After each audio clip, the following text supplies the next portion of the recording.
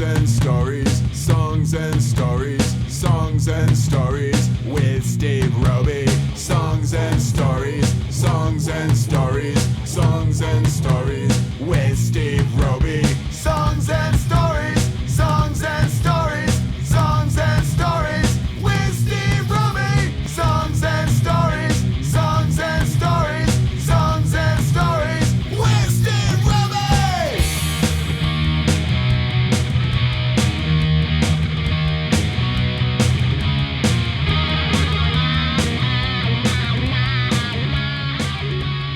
Welcome to the Songs and Stories podcast. On today's show, we have guitarist Chris Stark. Aloha, Chris. Hi there. Glad to be here, and thank you so much for having me. Yeah, it's great to have you on the show here. Well, let's start out with a brief overview of your music career. How did it start? Where did you begin? What made you want to pick up a guitar? I started, as a lot of people do, in my teens. Picked up a guitar. My dad was a guitarist, and so we had a couple of guitars around the house. Picked them up, kind of fiddled around with them. I actually got my start on the keyboards, though, and I took that knowledge and kind of taught myself how to play the guitar, just, translating. I knew what the tuning was on a guitar, but I didn't know anything else. So I kind of had to pick my way through it, just translating keys to frets. And over the years, I got some lessons, learned that, wow, it's really a lot easier to do it the right way. Yeah. But through high school, played in some rock bands. I grew up here on this island and North Kapalua. And so I had a great music teacher, Mr. Sid Ainsworth. And he's no longer with us, but man, he was a great music teacher. He brought the fire out of you. He was very inspiring, very, striking man. He was like probably 6'6", bright red hair and just a loud booming voice. Wow. He got your attention, even just without even saying a word, just seeing him. And he already had your attention. Sounds kind of menacing a little.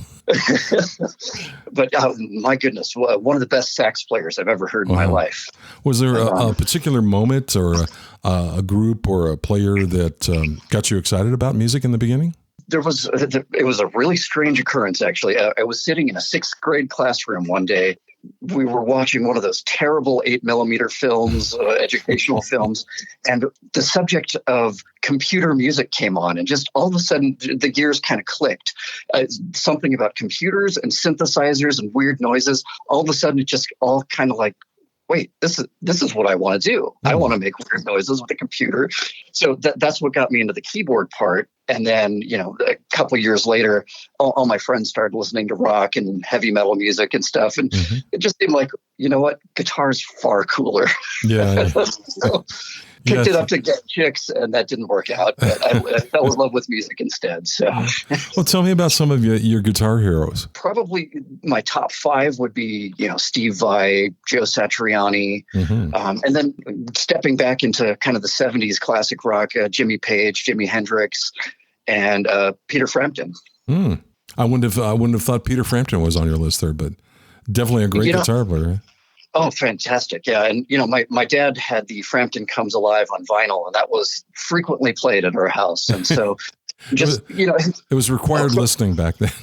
Oh, absolutely. And, just that the melodicism of his playing is what really got me. And probably, it's hard to say what the best guitar players are, because, every day that passes, you've got a different set of music that you want to listen to. So, there's Pink Floyd, there's a thousand other guitar players that I love. But yeah, those are probably the ones that had the impact on me. So for the guitar techs out there that are listening to the podcast, what type of gear do you use? Okay, I have a big old pile of guitars. Probably half of them are Ibanez. I'm also an endorsed Solar Guitars player. So they really market themselves as a heavy metal guitar, but honestly, I find it to be an extremely versatile guitar for just about everything. I've played jazz and blues and classic rock, all kinds of stuff on that guitar. So despite it being a metalhead's guitar in the marketing, it really is a nice all-around instrument. But, I've got the standard array of Strats and Les Pauls, things like that. Sorry, what was that? And pedals too? Oh. You must have a few pedals.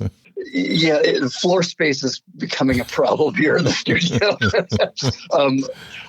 I've got all kinds of delays and reverbs and things like that.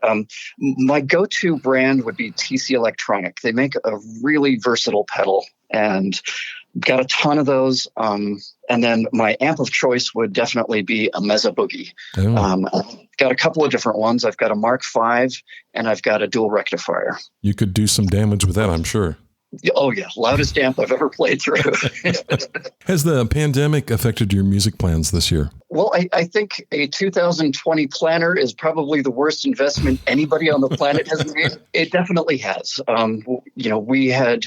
I've got a couple of bands, and we had gigs lined up, and come March, middle of March, everything evaporated. Mm-hmm. It was lockdown time, and the gig stopped. And the real bummer, because I love the stage. It's second home for me. So you sent in a song appropriately titled Pandemic.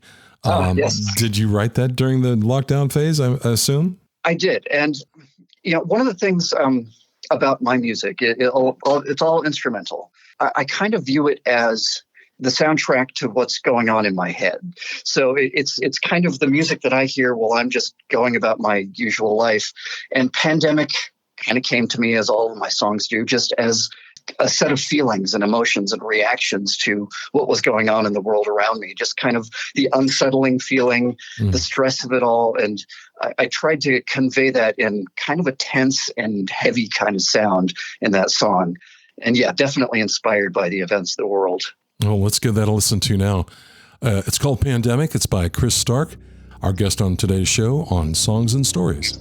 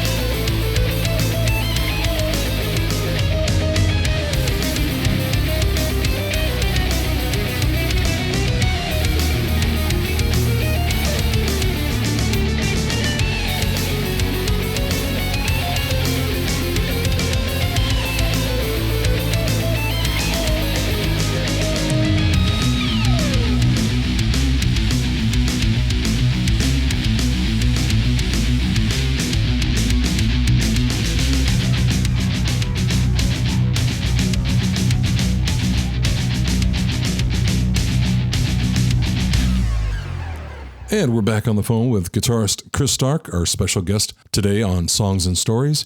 And Chris, to your credit, you have 11 albums. You've worked on independent film soundtracks and music that has appeared on television commercials. What are you currently working on? So actually, I've got 4 albums. Four. Wow. I guess my counting skills have gone during the pandemic. I thought I counted 11. But anyway, someday 11. I have a lot of releases. I've been doing a lot of singles lately. And that's where I got confused. Times are changing with the way music and the whole industry is working. The audience itself seems to be more leaning towards a constant stream of singles versus an appetite for actual full albums. And so I've been trying my hand at that. And honestly, I think I'm a little old school, and I kind of want to go back to the album thing because I really actually enjoy that. Just telling a whole story versus telling little bits of a story. But so that's it. That's what I'm working on right now. I'm working on album number 5. I'm right in the middle of the writing process right now. And the writing and recording is almost an indistinguishable thing for me because as I'm writing, I'm recording out little draft parts here and there. So by the time I finish a song, it's almost complete and ready to go anyway. Does the album have a working title? Not even close. Not even close. So it's in the early stages. Yeah. Yeah. Well, that's great. Yeah. Can't wait to hear it. So you think it'll be out next year? I'm aiming for the end of the year. I tend to go pretty quickly with the writing and recording. Okay. And I've had a bunch of, surprisingly, despite the lockdown, I've actually been more busy with music this year than any time I can remember in the past. I've been working on a lot of collaborative projects with folks that I've met from a lot of these guitar camps that I mentioned. These are friends that I've made from all over the world. And the last project I worked on was a video, basically a happy birthday wish to Joe Satriani. Right. And I got together with 20 guitar players, and 20. We're talking, from Italy, Netherlands, France, Australia, New Zealand, Japan, Argentina, Mexico, and across the U.S.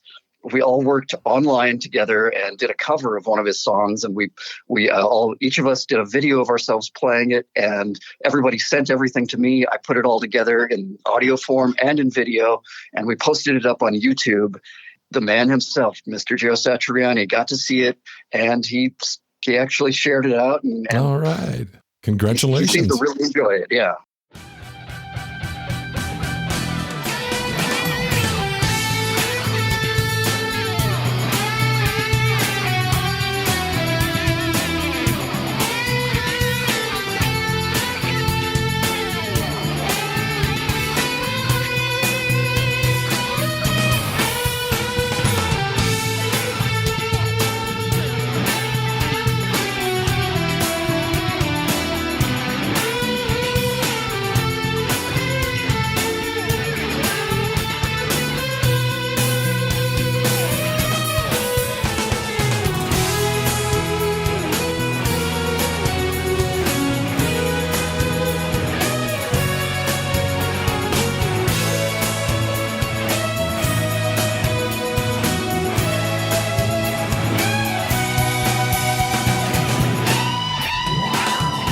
Wow, that must have been something really difficult to edit and coordinate. And was it all done at the same time, or you must have synced it all together?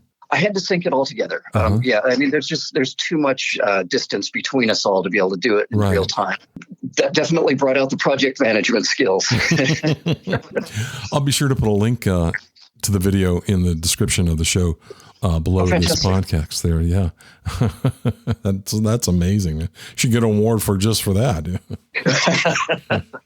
Well, let's see. Your latest album, Electric Sky, is currently a finalist in the 2020 Instrumental Album of the Year category at the NOHOCO Awards. That's a great honor too. I am beyond thrilled by that. Just kind of a shot in the dark that it would get nominated for anything. And I actually got 2 nominations out of it. I got a nomination for the album art as well as the Instrumental Album of the Year on this. And, just to get this far is an honor that is beyond words. I mean, I'm just thrilled that it's a validation of the work that I put in with the music that I write. And, when you do these things, you never expect that anybody's going to actually like it. And so when you get something like this, it says to me that, hey, somebody out there actually appreciates the things that I do. Yeah, and that makes me really happy. Well, thanks for representing the Big Island. Oh, thank you. Yeah. Well, let's talk about another track you sent us to listen to. It's called Ice Blue. Tell me about the backstory on that one. 2019, for the first time, I went to the NAMM show in California. This is the North American Music Merchants Show. Mm-hmm. It's an enormous trade show where all the different music manufacturers, actually from around the world, will get together at the Anaheim Convention Center. There's, roughly 150,000 participants that come and, viewing all of the newest gear and software and all that kind of stuff. And so I happened to be there, and I ran into a guitar maker that I've been following online for several years. And they had this beautiful blue guitar sitting up on the shelf, and nobody was paying attention to it. So I went and picked it up, and it was a love affair, just at first play. And so I just turned to the gentleman and was like, how much for this guitar? And the price ended up being right, and I walked away with it. All right. Ice Blue happened to be the song that was buried in that guitar, and that was the first thing I wrote with it. And it just kind of fell out of the guitar, to be honest. And is that the name of the guitar? Have you given it a name? That was the name of the color of the guitar. Do you name your guitars? I do. Only about 5 of them have names because I end up hating the names. Not like B.B. King, where you have Lucille or something. Yeah. Well, let's give Ice Blue a listen to now here on Songs and Stories.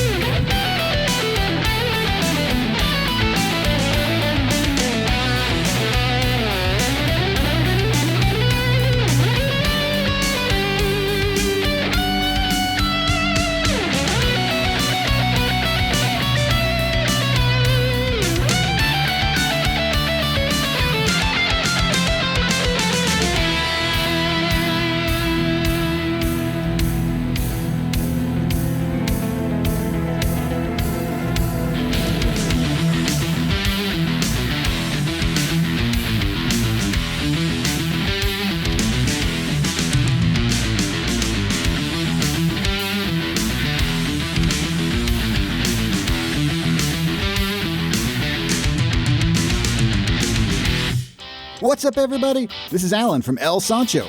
You're listening to the only podcast in the world dedicated to the Big Island of Hawaii's music scene. It's Songs and Stories with Steve Roby.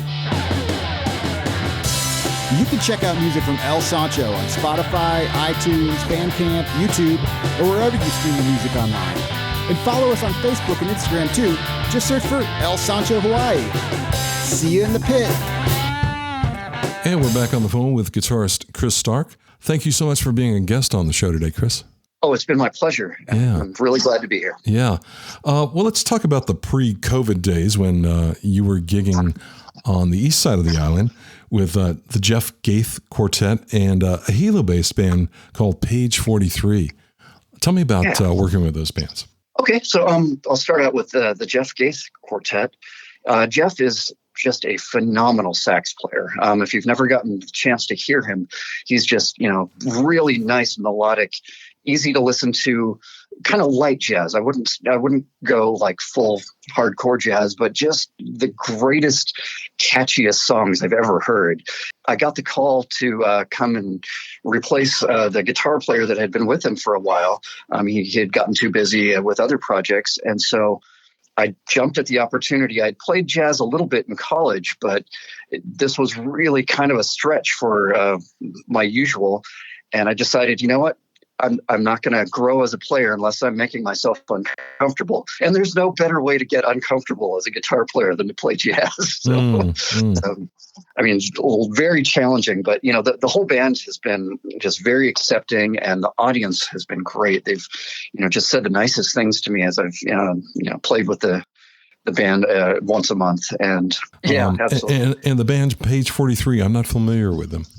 So we played out exactly one time.